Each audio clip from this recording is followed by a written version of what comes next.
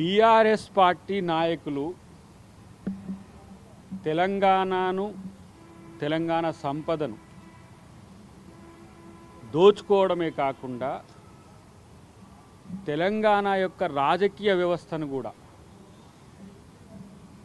భ్రష్టం పాలు చేయడమే కాకుండా ఈరోజు ఎథికల్గా కూడా అంటే ఒక నైతిక విలువలను పాటించకుండా తమ దగ్గర ఉన్న అధికారాన్ని వినియోగించుకొని ఒకవైపేమో సంపదను కొల్లగొట్టిండ్రు, రెండో వైపేమో ఇట్లాంటి ఫోన్ ట్యాపింగ్లతోని లేదంటే ఇతరత్ర అధికారులను బెదిరించి అధికారులను ఈరోజు బెదిరించేవడమే కాకుండా వాళ్ళను తప్పుడు పనులు వాళ్ళతో చేయించి వివిధ రకాలుగా ఈరోజు తెలంగాణను దేశవ్యాప్తంగా అబాసుపాలు చేసి అలా మీరు చేసిన తప్పులకు సమాధానం చెప్పండి రా నాయన అంటే గగ్గోలు పడుతున్నారు వాళ్ళు. ఒకటే ఏదో ఈ శుద్ధపూసలు లెక్క పరమ పవిత్రుల లెక్క ఇలాంటి మాటలు మాట్లాడుతుంటే అది హరీష్ రావు అయినా లేకపోతే కేటీఆర్ అయినా కేసీఆర్ అంటే బయటికి రాట్లేడు, మాట్లాడితే మళ్ళీ ప్రశ్నలు ఏడొస్తాయి అని.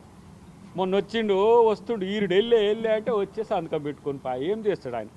చేసిన తప్పులకు సిగ్గుతో తల ఉంచుకోవాల్సిన పరిస్థితుల్లో మీరు చేసిన తప్పులకు 5 సంవత్సరాలు కాదు 10 సంవత్సరాల పాటు విచారణ కొనసాగినా కూడా ఇంకా శిక్షలు పడే కేసులు ఉన్నాయి మీ దాంట్లో. మీరేదో ప్రతిపక్షంగా మేమేదో ప్రశ్నిస్తుంటే మమ్మల్ని అరెస్ట్ చేస్తుండ్రు. ప్రశ్నిస్తే ప్రశ్న అనేది ప్రజాస్వామిక హక్కు, ఎవరైనా ప్రశ్నించవచ్చు. కానీ నేను ప్రశ్నిస్తా తప్పు చేస్తా అని అంటే ఎట్లా? తప్పు చేసినోనికి శిక్ష పడాల్సిందే కదా, తప్పు చేయకపోతే మీకెందుకు కులుకు? ఇలాంటి పరిస్థితిని మీరు ఎందుకు తెచ్చుకున్నారో ఒక్కసారి ఆత్మపరిశీలన చేసుకోండి. ఇలా మీ దాంట్లోకి వెళ్ళి మీ నెట్లోకి వెళ్ళి లేదంటే మీ గ్రూప్లోకి వెళ్ళి బయటికి వెళ్ళిన కవితమ్మ చెప్తున్న ప్రశ్నలకు సమాధానం చెప్పలేని దద్దమ్మలు ఇలా బయటికి వెళ్ళి పొంకనాలు కొడుతున్నారు. ఒరినియమో ఒక్కొక్కరు జబ్బదర్శి మాట్లాడుతున్నారు. తప్పు చేసినోడు కూడా ఇంత డేరుగా మాట్లాడతారా?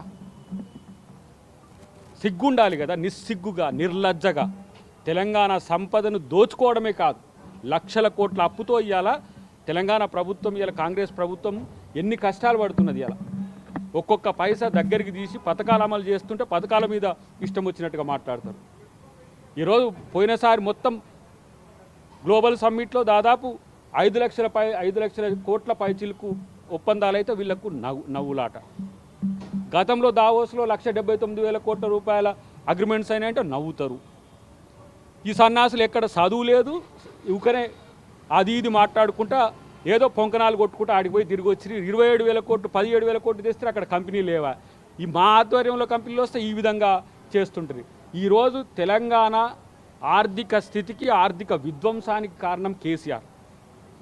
ఏమన్నంటే మేము తెలంగాణ అస్తిత్వం తెలంగాణ ఆత్మగౌరవం అంటారు. మీకు దమ్ముంటే మీకు నైతికత ఉంటే మీ పార్టీ పేరులో నుంచి తెలంగాణ పదాన్ని ఎందుకు తొలగించిందో చెప్పాల్సిన బాధ్యత మీకున్నది.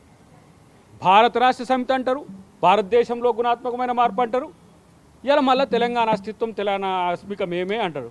తెలంగాణ మీరు కొట్లాడితేనే రాలేదురా భయ్, మాలాంటి వాళ్ళు అందరం ఉన్నాం. చాలామంది కాంగ్రెస్ పార్టీలో త్యాగాలు చేసిండ్రు. మా పొన్నం ప్రభాకర్ లాంటి వాడైతే పెప్పర్ స్ప్రే కాదు కాళ్ళు పట్టుకొని సైతం ఇలా నాయకుల కాళ్ళు పట్టుకొని సైతం తెలంగాణ తెచ్చుకుంది. ఆ రోజు ఎంపీలు కూడా ఉన్నారు, కాంగ్రెస్ పార్టీ ఎంపీలు. తెలంగాణ సమాజం మొత్తం కొట్లాడింది. తెలంగాణ కొరకు కొట్లాడితే తెలంగాణను దోచుకోవాలని ఉందా?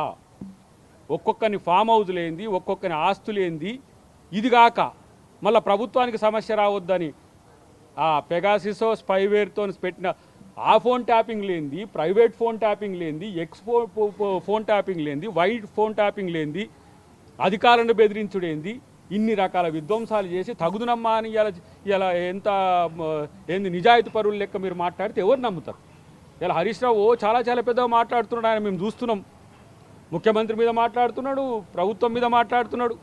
నీకు నిజంగా నిజాయితీ ఉంటే నీ పార్టీకో లేకపోతే నీ మామకో నీ బామ్మార్దికో నిజాయితీ ఉంటే మేము తెలంగాణ ప్రజల సొమ్మును దోచుకోలేదని మీరు ప్రమాణం చేయగలుగుతారా?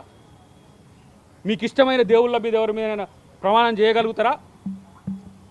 మీ ఆస్తులు ఎంత, మీరు రాజకీయాల్లోకి వచ్చినప్పుడు ఇప్పుడు మీరు అనుభవిస్తున్నది ఎంత? ఒక్కొక్కడు ఇష్టం వచ్చినట్టు వేల కోట్లు లక్షల కోట్ల రూపాయలు సంపాదించుకొని జనం చెప్పుకుంటున్న పరిస్థితి ఉన్నది.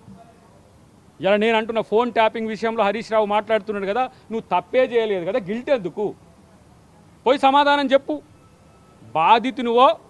బాధ్యునివో తేల్చుకో ఫస్ట్. బాధితునివైతే నీ మొర చెప్పుకో, బాధ్యుడివైతే సమాధానం చెప్పు.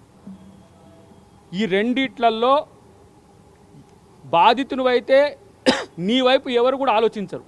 నువ్వే బాధ్యునివైతే చట్టం తన పని చేసుకపోతుంది. అలాంటి దానికి కాంగ్రెస్ పార్టీ కక్ష సాధింపు చేస్తున్నది, కాంగ్రెస్ పార్టీ మేము ప్రశ్నిస్తున్నామన్నది. కాంగ్రెస్ పార్టీ కక్ష సాధించాలంటే మీరు అరెస్ట్ కావడానికి 2 సంవత్సరాలు కావాలన్నా?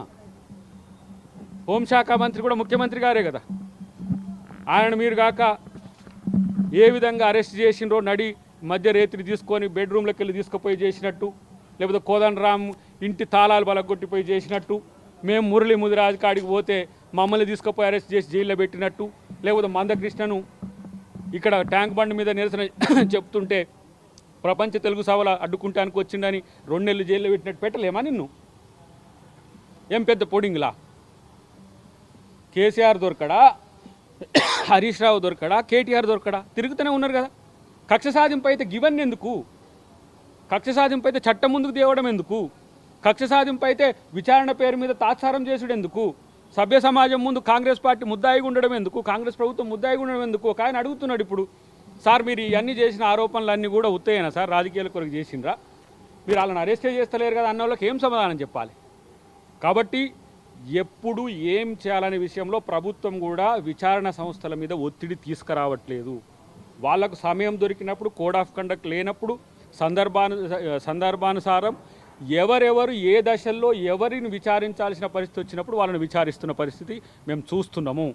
ఇప్పుడు మాలాంటి వాళ్ళకు ఒక విచారణ కూడా ఉంది, ఎందుకు డిలే అవుతుందని. మమ్మల్ని అయితేనేమో ఇమ్మీడియట్గా తీసుకుపోయి మేము క్యాంపస్కు పోతే పరామర్శకు మురళీ ముదిరాజ్ అనే తమ్ముడు శ్రీకాంతాచారి చనిపోతే ఆ రోజు చనిపోయిండని పరామర్శకు పోతే అక్కడి నుంచే క్యాంపస్ నుంచి తీసుకుపోయి నేరుగా చెంచల్ కూడా జైల్లో పెట్టింది. మీ పేరు మీకు ఇంకా అదృష్టం.